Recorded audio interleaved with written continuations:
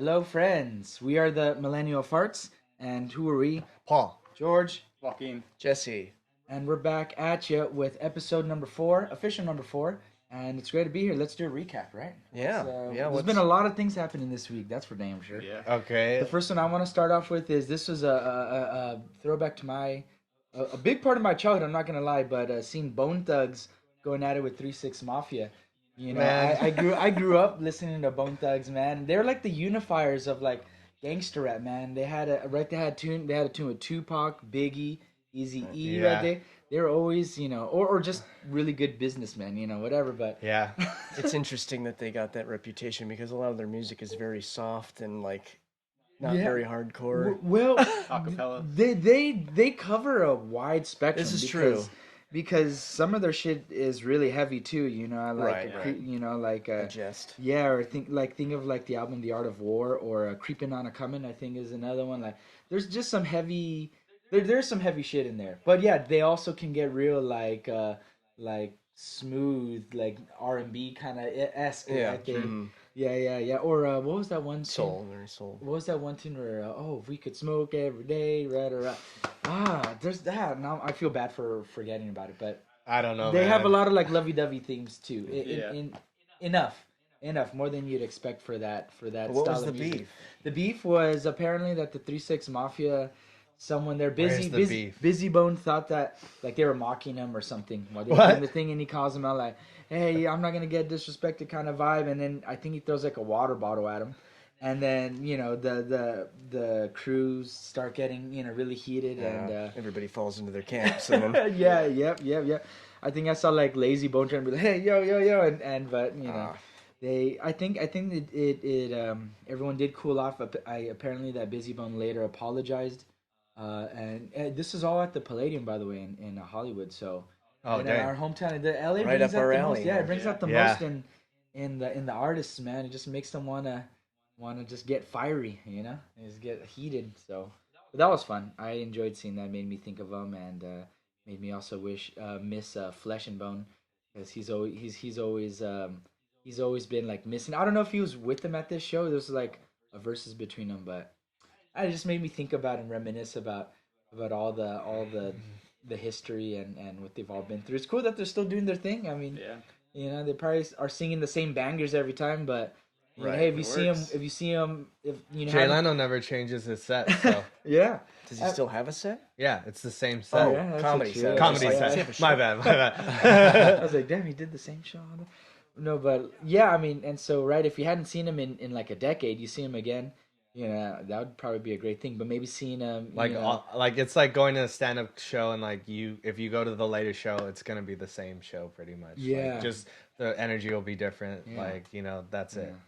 Yeah, but well, at least this brought it back to some of the OG roots of the real beef between crews. OG beef over things that are now we Petty recognize shit, as petty, Right. toxic Very masculinity. petty. Who would knew?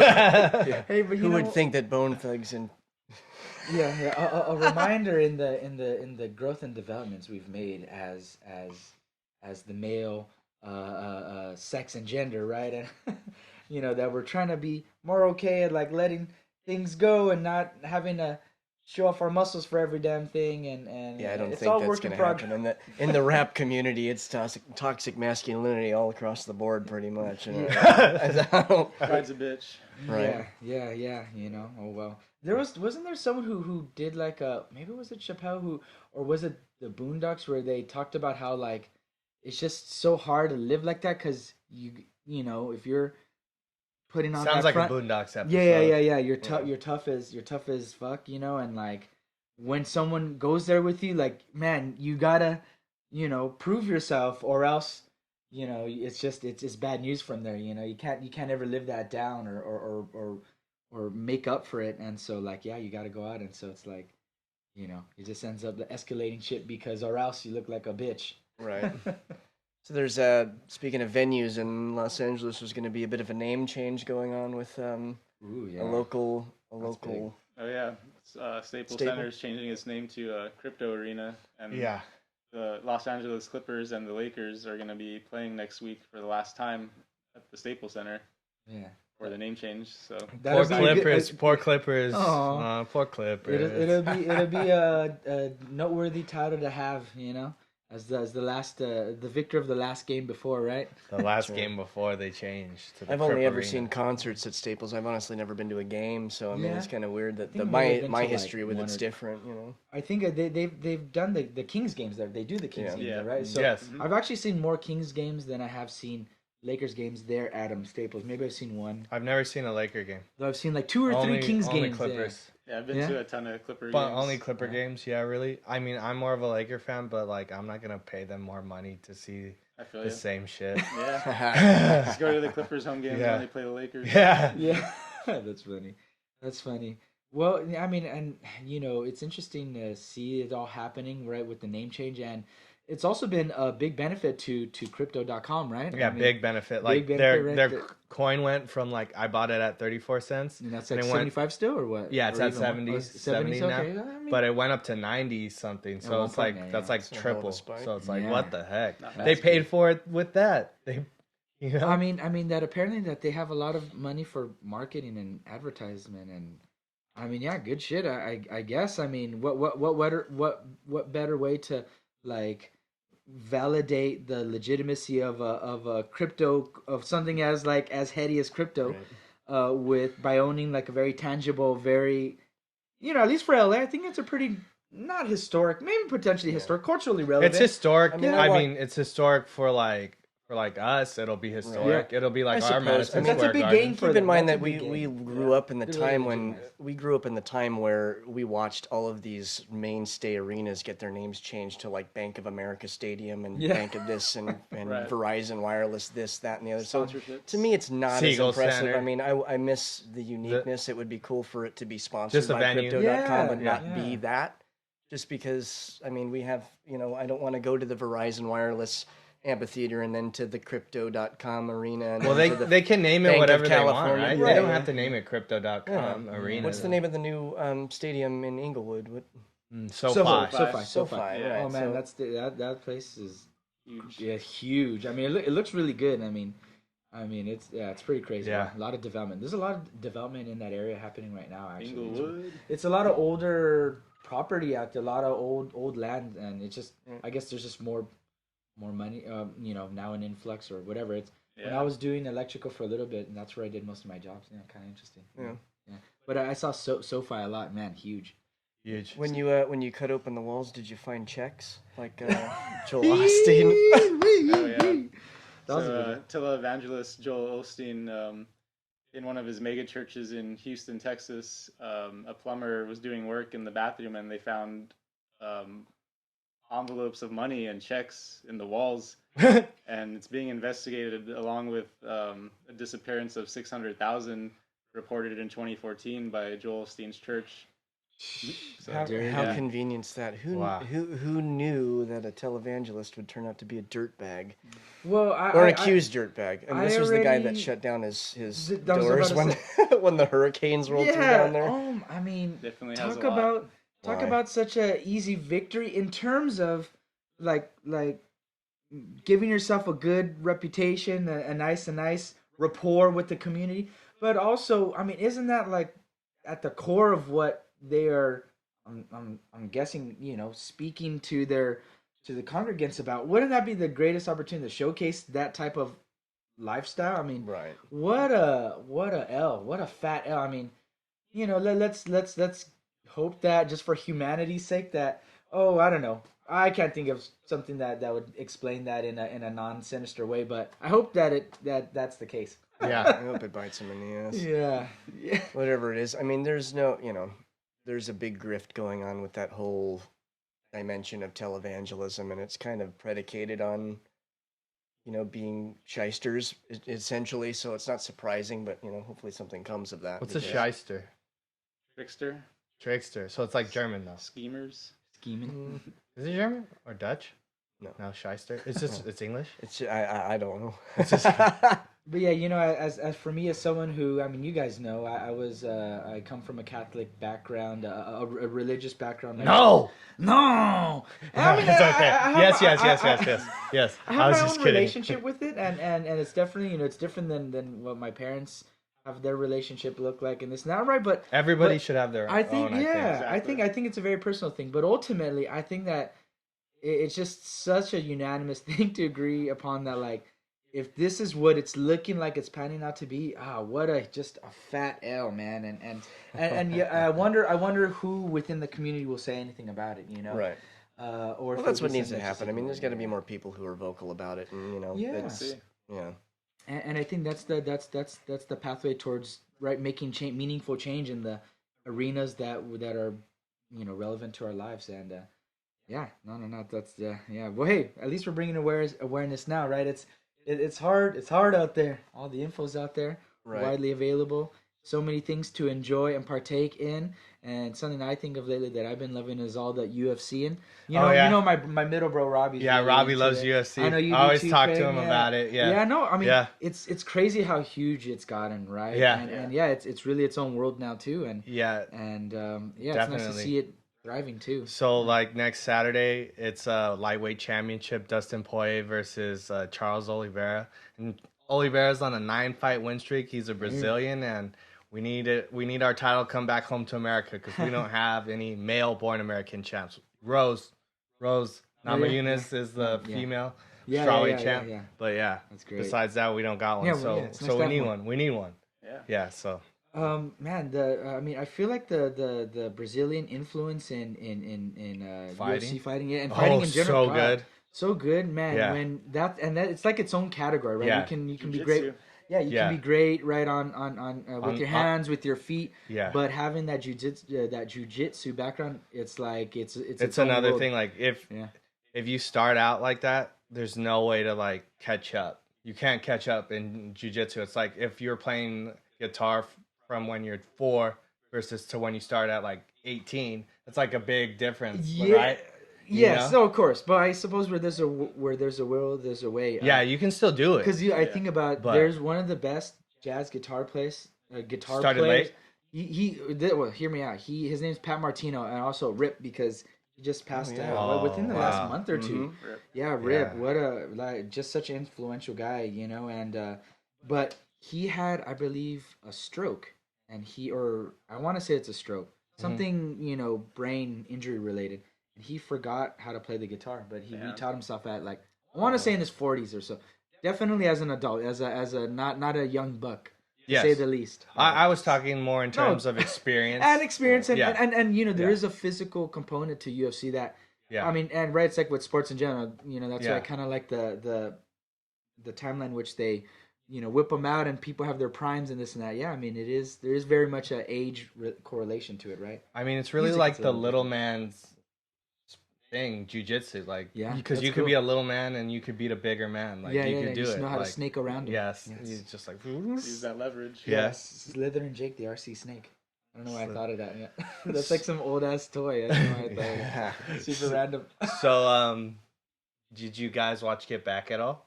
Yeah, I started seeing the first 10 before we had some baby related matters come up, but it looks great. So good. I couldn't believe it. I was like, is this really? A lot of it is this really actual footage? Remember I was asking, I was like, it just looks so, I don't know.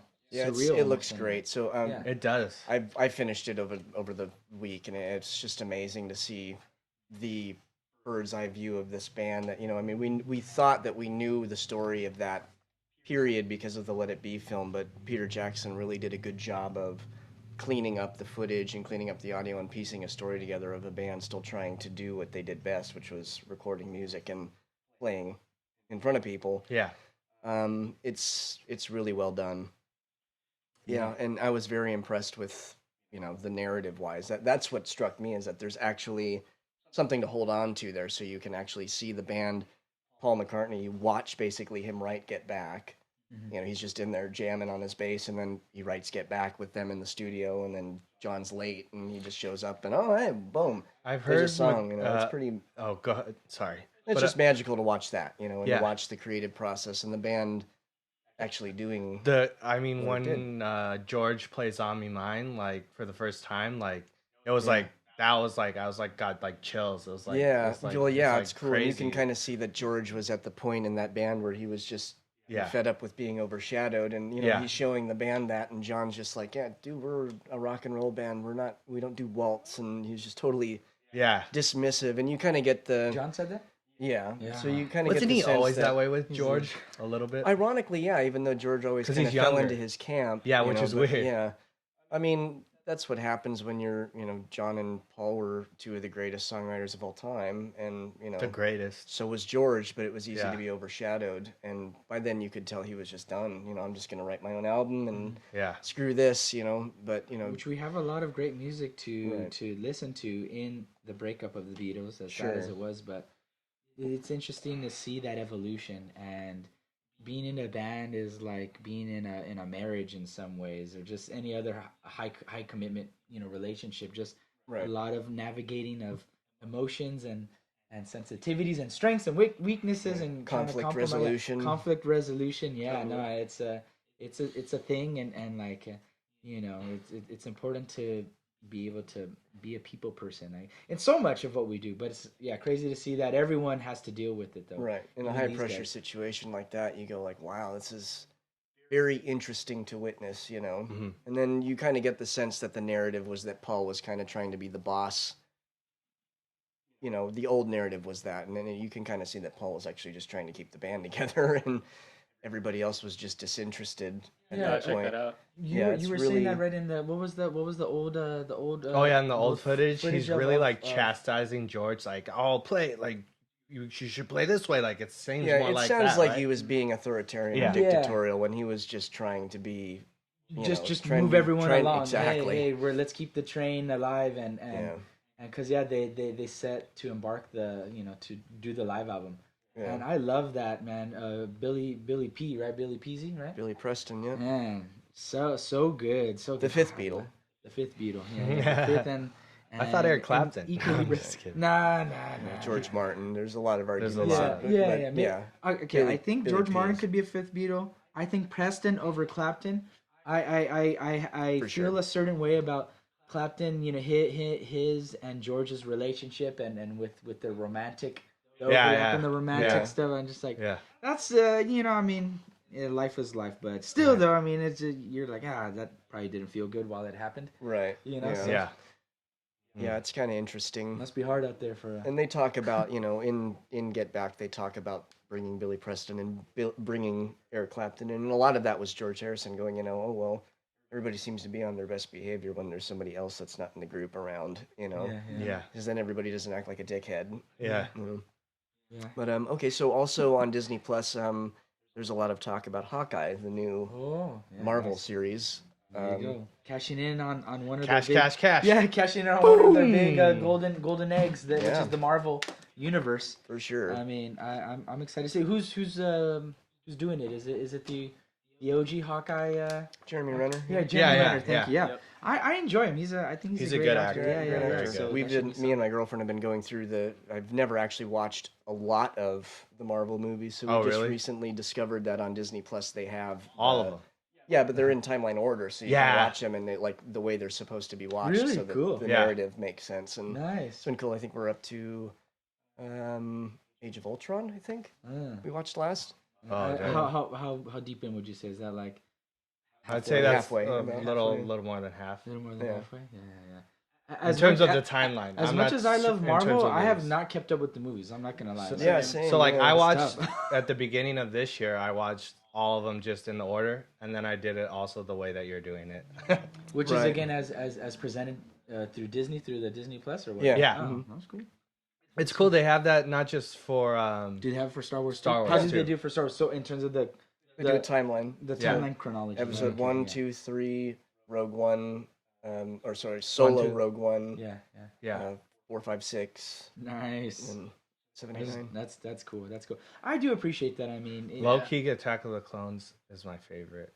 Damn, of the prequel. Did they include the? Besides, I don't like Hayden Christensen, but I like the movie. It's funny when we talked about the prequel trilogy. No one gave love to Attack of the Clones. Yeah, no one did it. I missed my point. Because we were talking about Phantom Menace and 3. It gets bogged down by the Padme Anakin shit. Yeah, it's just like, I could leave that, but besides that, and that's like half the movie though. That's the whole thing. It's like them rolling around in the grass and like him playing with the fucking pair with the Force. This is why it's just like I don't. Yeah. If you could get through that, I really don't want to hear any more hatred on the sequels. I really don't. No, like, I mean, yeah, I don't know. you know. I mean, at the end of the It's day, all Star Wars to me, but at the end of the day, I'm yeah. a bigger Star Wars fan than Marvel, so that's why, again, I also missed a lot of the movies. I saw like a couple of the Iron Man movies when they came out, and maybe the Captain America movie, but other than that, it's been kind of So new which ones stuff did for you me. see, like, so far? So far, we've rolled through all the Iron Man movies. Captain America, first Captain one? America, Civil War. And Civil War? Okay. Yeah. Civil War actually was the last one that we just watched. Oh, that you last just night. watched it. Yeah. Okay. So you're pretty far then. Yeah. Okay. Yeah.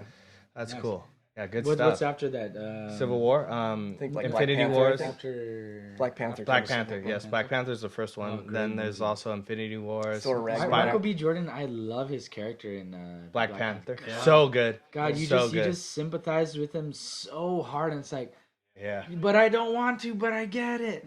You know, that's the sign of good writing, right? Where you're like, Yeah. damn, this bad guy, like, shit. Well, I'm kind of like, Yeah. I don't want him to win, but I'm like, if he wins, I'm also like, I'll nah. just be like, all right. yeah, I'll I'll just be be like, all- okay, yeah, okay. life sucks, life is horrible, and Yeah. life is horrible for everyone, and Yeah. yeah, Fun rooting for the anti-hero. Right. yeah, it's I've always been an anti-hero fan. Like, Mhm. Venom is like one of my favorites. I know one of your favorites. Yeah. Oh, But- did you see the new Spider-Man? Trailer. Fully dropped, and Yeah. they have the. They basically showed the whole freaking movie. Right. Damn. They I didn't showed see the that either. sequence with I'm the late on three this shit. Spider-Mans that they, that was edited out that we were talking about last time. That Tom Yeah. Holland did this live react video where he was watching the other trailer. and he was like, "What and happened?" Yeah, and why is this missing? Whatever. right. Yeah. So now, So it's now- in How do you there. know that was the missing footage, though?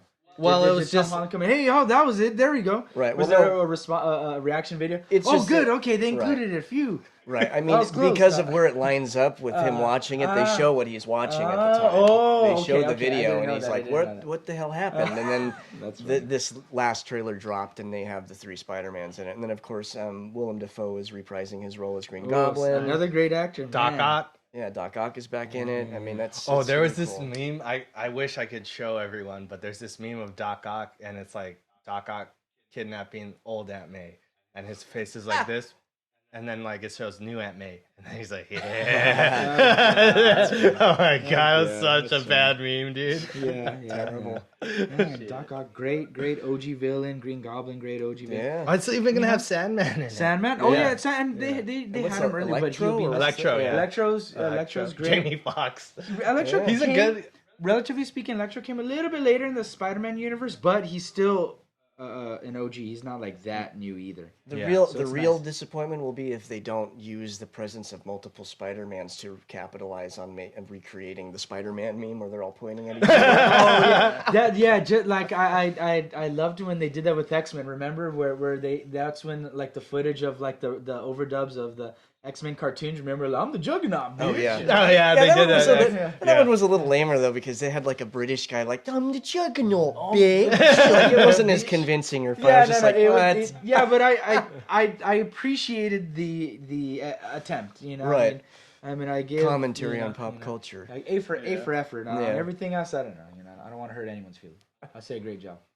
So over the weekend, we got news of the first Omicron variant touching down in California and Los Angeles, I believe. Yeah, the first being in San Francisco, right, and then then L.A. and I know for the SF one, it was someone who traveled to South Africa, and then I think came back through London, something like that. But you know, I think it just goes to and then interesting, right? Because all this time, you know, kind of there's the discussion of that originated in South Africa, but just recently we found that there's evidence showing that it was found in Western Europe, I believe the Netherlands, like at least a week prior.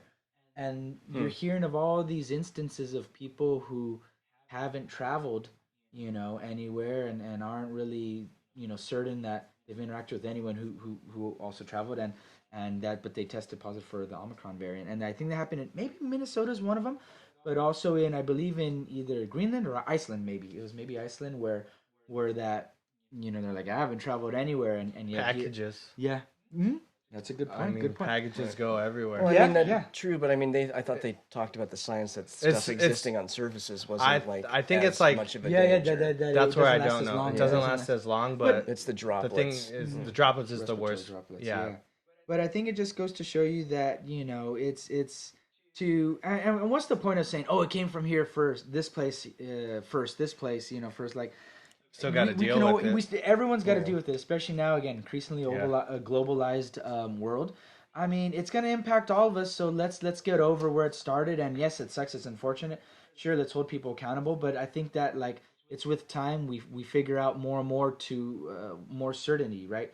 That it started here or there. It reminds you of, like, the Spanish flu that has the name Spanish flu, but there's some I guess potential evidence that shows that it came from Kansas first. Like, earliest documented case was in the U.S. So right, Spain was just the first to report it. Yeah. They didn't have, like, a blacked out media. And that's something that I was also reading about now, that because certain countries, right, they were trying to, because right now I think at this point I read that, like, around 23-ish countries all have reported cases of Omicron, and it's like, for those countries that first reported it, documented this and that, other countries sort of in response are like, hey, travel ban. Right. But in a way, it's like a little, I mean, I guess by the time it's here, it's a little too late, right? But also it's like, well, then it almost feels like, doing that puts undue hardship on certain people and industries. And not to say that, I mean, yeah, all this shit sucks, so it's going to happen. But just makes you wonder, like, in some ways, does that penalize those countries that did their due diligence, did their part, right, to sort of say, hey, look, we got it, and kind of have to deal with, getting the good deed punished. Right. It's a really interesting thing, but I think that trying to remember that we're all banning on it, or we're all pitted against it, and so let's band together, and fight it, and share resources, and yeah, over time deal with all the history, right, and reflect on it. But yeah, hey, it's here.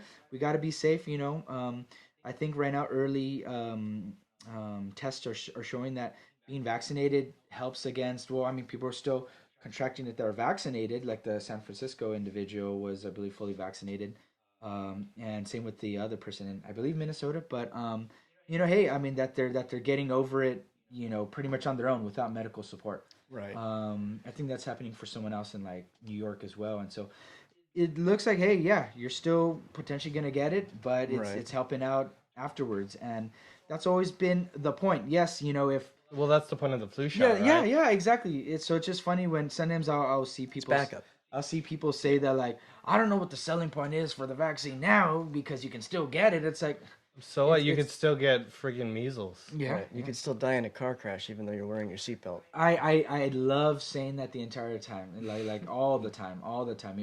You can still die of cancer even though you eat healthy and this and that, or whatever, right? Does that mean you should stop doing it? I mean, that's such an extreme position to take. But yeah.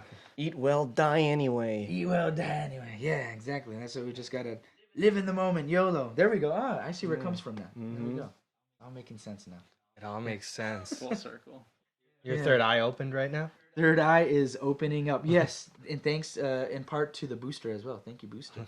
I do appreciate that as well. Yeah, Biden came out and he was talking about just everybody was kind of asking questions and being a little bit kind of fear mongering ish. I mean, like, that's how the media is anyway. But Biden was very clear about, this isn't a time for panic.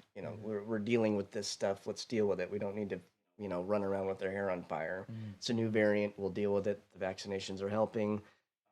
They've announced new shipments that are going out to international community. Yeah, that's great. Communities abroad, because they need them. Yeah, and we ain't using them. Right. Well, yeah, exactly. I mean, I think we're approaching 73% vaccinated or something like that. At least with one shot, I'm guessing? Yeah. No, completely vaccinated, I believe, yeah. I think they haven't reset for the booster yet because it's going to go down quite a bit when they start counting right. that. I assume that, I think too. now, like, the 2 shots plus the booster is now deemed fully vaccinated. Vaccinated. Well, also an interesting statistic that Biden was talking about was that supposedly, roughly, it was an estimate, but like roughly a third of people who haven't wanted to get the vaccine now want to get it because of the new variant. So it's having an interesting effect on the unvaccinated in that regard in terms of mindset. So that's interesting to note. I suppose better late than never, right? And so we giving people the space to go through that. I mean, as much as I would say, like, hey, well, yeah, okay, I'm glad finally, it took a little long, but yeah, I mean, we got to be positive. Not everyone's gonna think the same way. So get to band together. Sure. Yeah. Yeah. Speaking of banning together, it looks like right now we're having some heated debate happening within the courts here, also in the U.S. Right? I mean, with the Supreme Court weighing in on it's a Mississippi bill. It's an abortion bill, Yeah. and so it's gone to Supreme Court, and the state is trying to pretty much ban abortions that take place for pregnancies after 15 weeks. Right. 15 weeks and after, which is a huge. I think that's 9 weeks earlier than sort of what is stipulated as like viable fertility for under Roe v. Wade. Yeah, and it's a different vibe than we were getting hearing. from the court before, because the court had kind of floated like ideas that made it sound like they weren't going to uphold this, but right now it ain't looking so good. It's not looking hot. I mean, we're hearing I want to flash back to 2015 to a tweet that everybody said was fear mongering when Hillary Clinton said, take a look at the possibility of the next Republican president being able to nominate quite likely up to 3, maybe 4 justices. And people said, you're fear-mongering. Stop fear-mongering. All the people who voted for Trump are to blame for this. But I also want to help heap a little bit of blame on Jill Stein voters and the Bernie brats who were never Hillary, because this right here is a result of all that. Mm-hmm. And this is a result of keeping Puritan politics and putting everybody's, want for perfection above what's good for advancing actual causes that are liberal and progressive. Mm-hmm. And I mean, to have I've never got 3 that. justices now that they have there, we're gonna watch all this shit fly out the fucking window. I also want to give blame to Mitch McConnell. God, that dickhead. That guy is such a real life Darth Sidious, man. He's just so fucking conniving, man. So evil. And and he knows what he's doing. Puppet master. He is, sure. He is the master of puppets, 100%. And and you like how when the time came, he just went with Trump right under the bus too, and everybody, you didn't win, you lost. Sorry. It's just like it was all political operation, and they used each other, but McConnell played Trump. They did Obama so wrong, not for sure. To nominate, right? Oh, I'm blanking on the name right now. Could you Merrick Garland. Merrick Garland, the AG. And instead we got Gorsuch and Kavanaugh, right? And then Coney Barrett. I mean, gotta love it. And Suzanne Collins, gotta love her. She's to fucking blame for that shit, for that last one, man. Yeah. And I just don't have any words for these people. It's amazing. I remember just being so, like, I was surprised, but it was like, well, I shouldn't be surprised, but I still am, because it's just so god awful to hear when they were creating the mental gymnastics of why it was different with Garland versus Coney Barrett in terms of the timing and when they wanted to nominate and for the vote, prior to the next general election taking place. Right. Obama should have just pushed it through. I mean, he was the president. He could have definitely did more than what he did. Yeah, I mean, there's a lot of things. Like, I mean, Ruth Bader Ginsburg should have retired earlier too. Yeah. And there's, woulda, coulda, shoulda, but now we have to deal with this shit, and it's like we're working with rights that have been established for decades now that are going to be toyed with because since '73, the Roe v. Wade ruling sort of has had this precedence in federal. Position towards so what'll likely happen is it'll go to the states, and then it'll be okay, well, a state can go, hey, you're fine, or if you will put you in the firing line if you decide to even think about it. Like, I mean, it's crazy. So this is the thing that should the Supreme Court rule in favor of the state of Mississippi, what I sort of was gathering is that access to legal abortion could end for about 100 million South people, mainly in the southern states, and I think in all southern states and throughout most of the Midwest. And so these are 21 states that have, so I think 12 of them have trigger laws in place and most of these trigger laws were implemented during the Trump admin, right. where should again a new ruling take place, changing the precedent established by Roe v. Wade, that their laws get enacted that would pretty much ban abortion with the exception of extreme medical emergency or rape or incest, something like that. For 9 other states, they would have pre-Roe v. Wade laws sort of like reenacted, and it's just wild, apparently that this bill was first signed into place in 2018 by former Mississippi Governor Phil Bryant. So a nice big to you as well. And it's right. I mean, and again, I think because we've talked about this before, right? And coming from a group of men, who are we to say? But I like to. Well, isn't he that guy a man who wrote the bill? Yeah, and so with that being said, I think that I speak for all of us when we're like, it's such a sensitive, very very contentious topic. So at the end of the day, why shouldn't it fall on the person who is the most directly impacted? Right. Yeah. Why do men even have a say? In this case. And like I get it, it's a nasty thing. We'd rather them not take place, but. I just think of those women who are in those positions. For them to get to that place where that's a consideration. I can't even imagine what that feels like. Last resort. Yeah. So give them that. Unfortunately, it puts it on. It just puts it on the radar of like it's just people who it's none of anybody's business, but you and your doctors, and just like I wouldn't want anybody involved in my decisions. When it comes to that. Well, and the crappy thing is it'll create a more unsafe environment for trying to get a legally or right a medically appropriate, or I don't know the term, medically safe, right, procedure done. Yeah, it'll involve traveling to a state that does allow it. Which is pretty much at the end of the day penalizes people who can't afford that. Right. I think it'll further polarize like the general political leanings of demographics from state to state. Yeah. Red will become more red, blue more blue. It's just very divisive, and it's like I wish that a lot of arguments are in the favor of pro-life, and it's like if that were really the case, I would see you same people like touting positions that are in favor of like investing more money in education, right? And like other social services and safety nets and that's the juxtaposition that you have to live with, like a party and a part of the political spectrum that claims to be pro-life but is pro-war and is anti-mask and anti-vax. They're only pro-life before child is born, but not after. Right. It becomes this same old song and dance thing, and the culture war shit's getting old. Yeah. But they know what works because this is what drives people out to the polls, and this is what gets people talking, and it gets people all up in arms. And unfortunately, we allowed the political fray in 2016 to get the best of us, and now we're faced with a crossroads where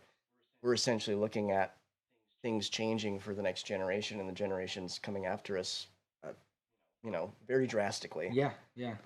I think with a lot of unintended consequences for people of all ends of the spectrum, for sure. Yeah. And so I'm gonna mention this because I kind of wanted that'd be an interesting segue. Just thinking about when you think of the idea of what would it truly mean to be a truly full pro-life political figure, right? And it's like valuing life as much as possible, right? Taking care of it as uniformly, I would say, or equitably as possible, right? And which of those politicians have said anything meaningful in regards to the shooting that took place, right? How about at Oxford High School, right? Michigan? Yeah, in Michigan. I mean, I haven't heard anything. I mean, admittedly, also, again, so hard to keep up with it all, but I haven't read anything meaningful from anyone on that end of the political spectrum. No, I did see something on the floor of the House. I think Chris Murphy was kind of digging into the Republicans because they were in the process of lecturing the chamber about the sanctity of life when the shooting occurred.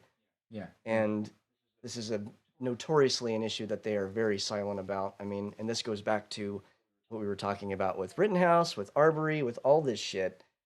This proliferation of guns in communities, and this is what we get. We get 4 dead kids. Yeah. We get I think he was 15 or 16 that charged the gunman and got shot. And I mean, we're dealing with, carnage, actual carnage in this sense. I remember Trump getting on the stage in January of 2017 talking about American carnage in the cities and stuff. Not a damn word about this shit. Right. You know, I mean, we all woke up the morning that Sandy Hook happened, I hope, and saw, you know, some sort of a wake up call coming on the horizon, and it never came. And we just went, okay, whatever. We're up in arms when we teach our kids critical race theory or have them wear masks, but it's okay to put them through active shooter drills and the like. It's pathetic. Yeah. And we're one of the only countries that has to deal with this shit still. Yeah, I mean, I really feel like it's there has to be a meaningful effort to just create at the very least, a dialogue. We got to start there around gun culture, and then perhaps maybe when there's a bigger awareness brought to just how guns influence our daily life and some of the stats of gun ownership and this and that, then we have a meaningful approach to having gun laws that implement again a reasonable way to regulate and control and I think again about how like for I don't think for any state, right, you have to pass well, at least here in California, right, you have to do like a written test, and that's the firearm safety certificate. So kind of like the equivalent for me of like the written test for your driver's license, right? But ultimately you got to do the in-person driver's license with the DMV, right? Yeah. There's nothing like that related to like that's like implemented like a state wide a required safety course. Yeah, like because like a lot of times you'll go to like an FFL and you'll buy a gun, right? And then like very often they'll be like, hey, let me show you how to chamber it, add a clip, remove the clip, this and that, clear around this and that, and they do it to you. Here, do it back to me. Show me back real quick. That's the extent. That's the extent of it, and it's like for something that has so much responsibility and weight behind it, wouldn't that be one way to sort of like have a meaningful approach to avoiding these just I don't know, just a more meaningful approach to it all. And people will say, oh well, when people talk about these shootings and this and that, that doesn't reflect like the biggest percent of like gun related violence and death and this and that, and that doesn't mean they should happen, and it doesn't mean that we shouldn't talk about and be upset about it. I mean, I guess it just costs money, and like would taxpayers pay for that? Like it's just tricky balancing personal freedoms and safety. I think if you want it, you should have to pay for that stuff. Just some sort of a license. I mean, at the end of the day, I don't want the money. I have to pay for a fishing license every year. Yeah. At the end of the day, I don't want money. The what stops someone from having access to that if they show that they can reasonably and responsibly, take advantage of the privilege. I believe it's a privilege. Right. Yeah. But also there should be something that's set up that it requires investment on the other person's end. Show, hey, look, I'm invested and I'm going to do it safely. Well, it's called a gun safe. Like, I mean, and this is the kind of, like, you're going to spend $900 on a gun, but you can't spend $300 on a fucking safety cabinet. Like, I mean, I grew up with guns in my house, but it was in a fucking safe. And it was and it was taught responsibility is the main thing when it comes to gun ownership. The prosecutor is seeking manslaughter charges against the parents now. Cool. I mean, it sucks. It sucks, but I hope that, if they're revealed to have been a source of the influence behind their son doing it. I mean, I think it went beyond negligence. Yeah. The kid was only 15 as well. Yeah. I mean, they want to charge him as an adult. Yeah, they are. I mean, if you do adult things, you should be charged as an adult. He's being charged with terrorism as well. Yeah. Well, which supposedly is a unique charge, right? Yeah, supposedly he sent out messages and kind of telegraphed that this was going to happen, and that's what surprises me is that there were other students that heard about this. And I mean, we grew up in an era post 9/11 where threats are no joke, and if you hear anything, if you see something, say something. Like, I'm surprised that nobody was alerted. No staff. Nobody was on the radar of this, and then I think the police chief was saying that the kid was not on their radar at all, even though he had sent messages and he'd posted stuff or something like that. Kind of reminds me of the Parkland, the Parkland shooting, right? Parkland, yeah. A lot of red flags. Yeah, it's just. I mean, so it just shows that there has to be a cohesive overhaul of also the documentation between these different agencies regarding potentially violent characters, right?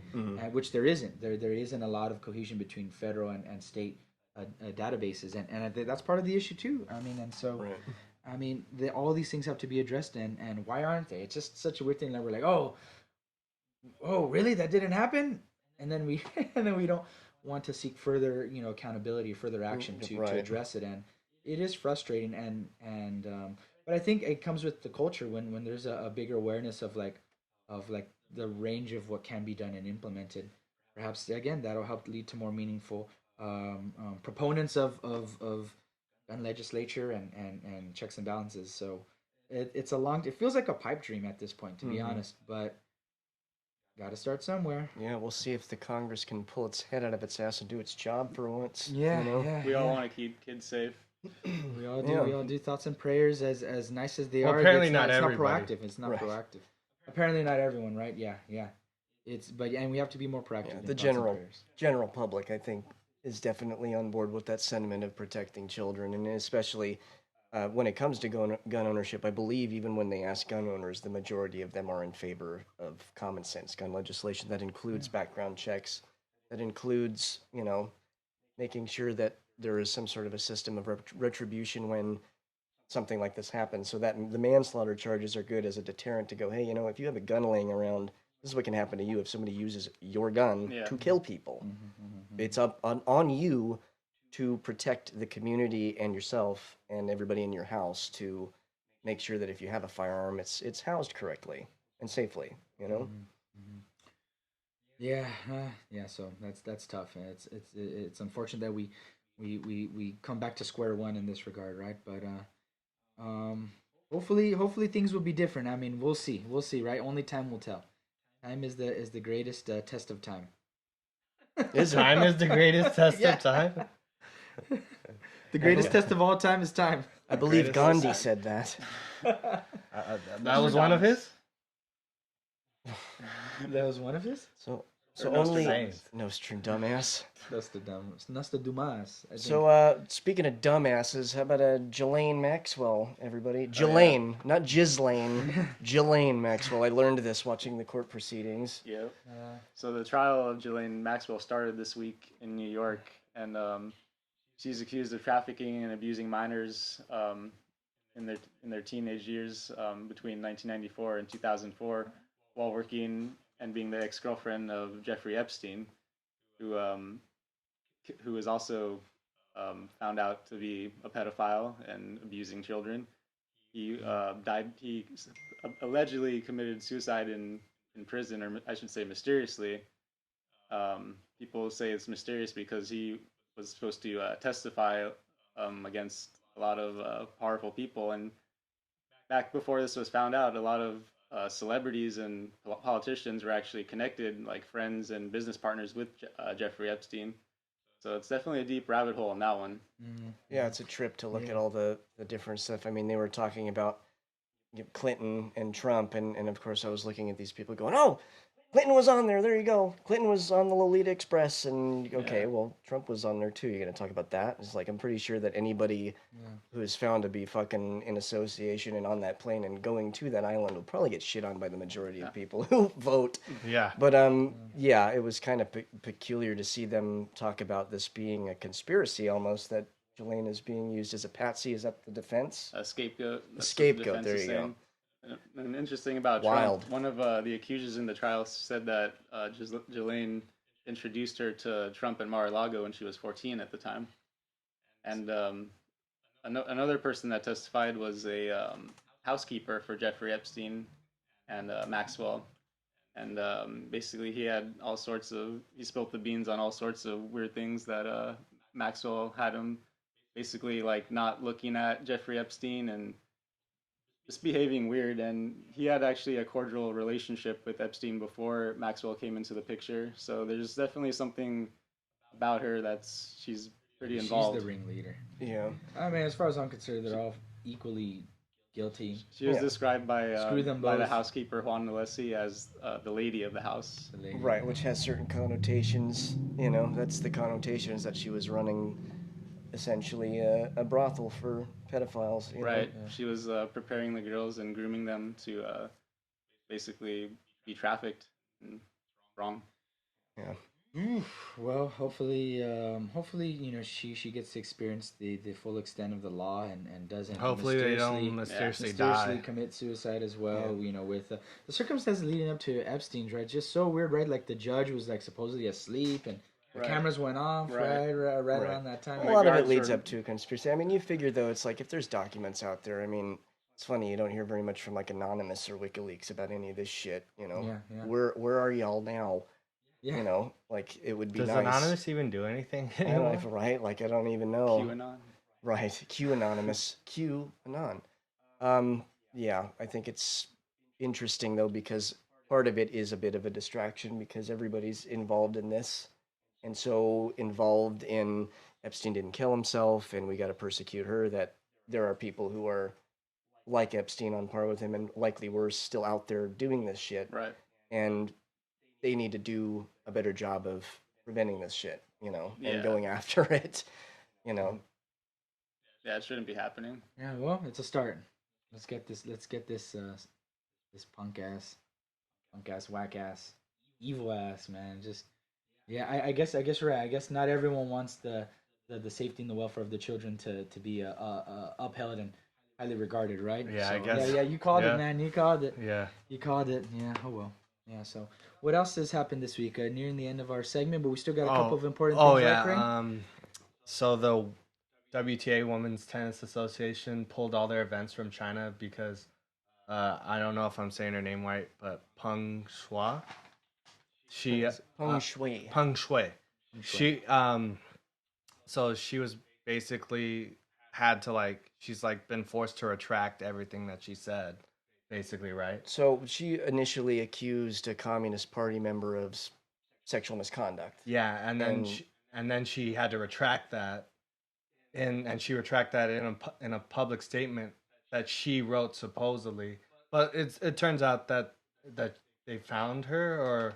Well, she turned up at a party event or something like that, and it was kind of one of those things where it's like, hey, look, she's okay. It was almost like a Weekend at Bernie's kind of thing. She's alive, but I'm A-okay. And then today they had a call, I think, with the International Olympic Committee, and they said that she's doing well in the phone call or some Zoom call or something. I'm not so convinced. I think it's indicative of the issue there that we have, the Olympics, you have the NBA, all of these. Well, Disney, all these companies financially involved in China with no ability to say anything about the misconduct going on there because they have all the commentary in the world for the social justice issues going on here. Yeah. They have no will to risk their monetary market. Follow the money. To do anything. And to see the WTA do this, it's the first organization, I think, to really take an official stand on this. It's like, well, why doesn't the men's one back them up then and pull out too? Right. So it's like, why doesn't something like that happen? It's just weird, to care more about the bottom dollar than about people's well-being is just it's just such a weird concept to me. Yeah, I know. It feels Australia. very American though, actually. Mm-hmm. Well, yeah, to an extent. I don't know. China's pretty communist, and it seems like a common theme over there. So yeah, it's just a way to maintain power, right? If you have your revenue streams. Right. Well, you end up with a bunch of wealth concentration that's on par, if not worse, over there than it is over here. Yeah. The bigger picture, I think Australia has said that they're talking about boycotting the Olympics, and Biden kind of floated this about a week ago that he's considering a boycott of the Olympics just because someone's got to take a stand on this. Yeah. And, if not the companies that are very invested over there, then who? People that are there? Yeah. Yeah. Well, China makes propaganda films of fighting the U.S. They're preparing to eventually do it. And while they're doing that, Russia's doing their own thing on the border there with Ukraine, and they're sending signals that they're beating their chest. They're pumped, and these fuckers I wouldn't doubt are in cahoots, and they're watching us squabble each other, to death. The border of Belarus, right? Something like that. Or... Yeah. Well, yeah. There's.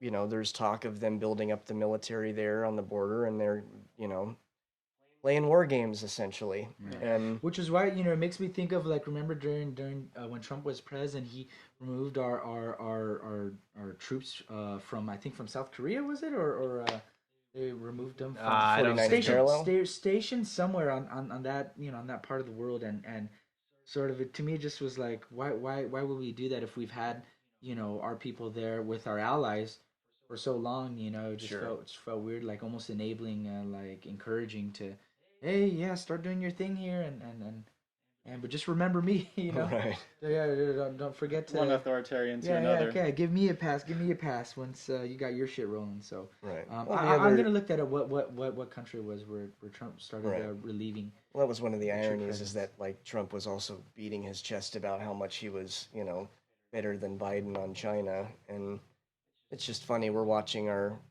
squabbles tear us apart here, and Russia and China just get to sit back and go, job done, just like they did, just like Osama bin Laden did with 9/11. The goal was to provoke us into a war that would drain us economically and drain us of our will to keep going. And surprise, that's what happened. Divided people are easy pickings. Yeah, it's tough.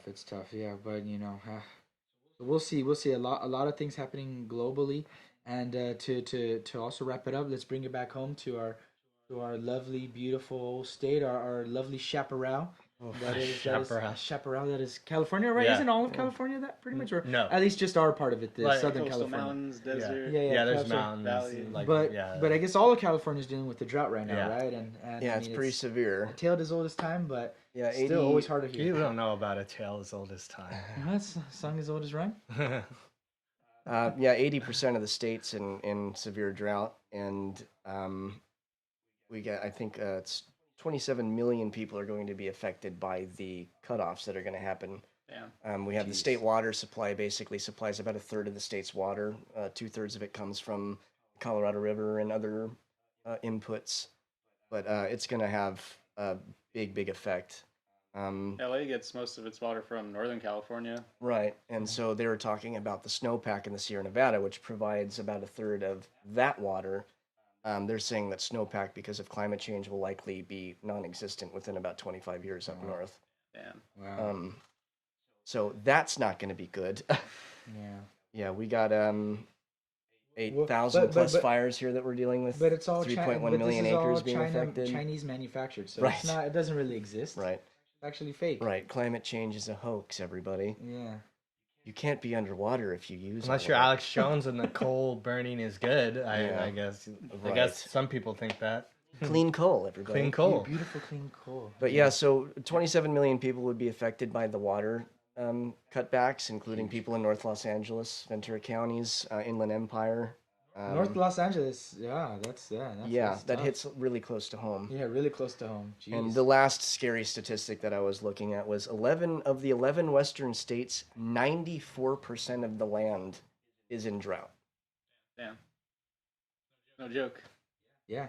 I mean, even when people make the argument of, the Earth goes through these natural cycles of warming and cooling, not at the rate that it's happening right now, and with the amount of variance and variability that it's happening.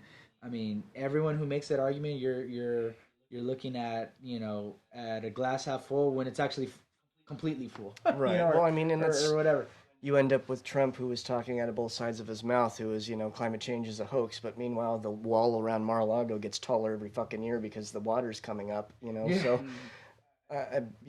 the privileged are the ones who are going to be able to avoid having to see a lot of the effects of this, but we're looking at island communities and, indigenous communities who are going to be put into a very bad position by climate change, whether it's deforestation affecting that, or it's the sea level rise affecting that. It's something that we have to deal with and deal with it soon, because it's it's just so frustrating because point of no return. People get so extreme with it. Those people who sort of are like leaning towards it not being a thing, right? I heard it, back whenever, and they were saying that we would have hit like a point past the point of no return of like irreparable and very visible damage and change already by now. And like, it hasn't happened yet, so it's not a thing. It's like I think it's just the point is that, I mean, why do you want to get there, you know? Playing with fire. Well, yeah, Playing and with then it's fire, also the absolutely. case of you're just the lobster in the pot. You don't notice it getting hotter until you're dead, and you Yeah. don't notice it. You just die. Yeah. Yeah. It just gets really hot in here, and then all of a sudden you're dinner. Yeah. So, you know, I guess again, I think behind everything is just there should be vehicles for creating dialogue and awareness, and in some ways it's easier than ever, and it's also harder than ever because Sure. of the saturation of everything. Yeah. So, you know, with that being said, that those of you that are tuning in, checking us out, very appreciative, right? That you're hanging out with us and hearing what we have to say. And as always, we'd love to hear what you have to say, and whether that's through YouTube comments or in the various chats or discussion, you know, modes and means. Like Twitter, right? Is one. I don't think we have a Twitter yet, right? Twitter? We need a Twitter. Get on that. And We an will. Instagram, and we need all these things. But the goal is to really just start the dialogue and from a place of good faith, right? Not trying to say one thing and mean another. And I feel like that has really been lost in society at large. And Sure. perhaps the US as well. Maybe, I mean, we're here in it, so we see it the most here. But Mhm. but it just yeah. I don't like it. So I'm hoping for some days that are more have more good faith ahead. And with that being said, we are the Millennial Farts still for the time being, and we are Crane or Paul. Yeah, whatever you George, want. Joaquin, Jesse. Jesse, and we will see you next time. Peace. Peace. See ya.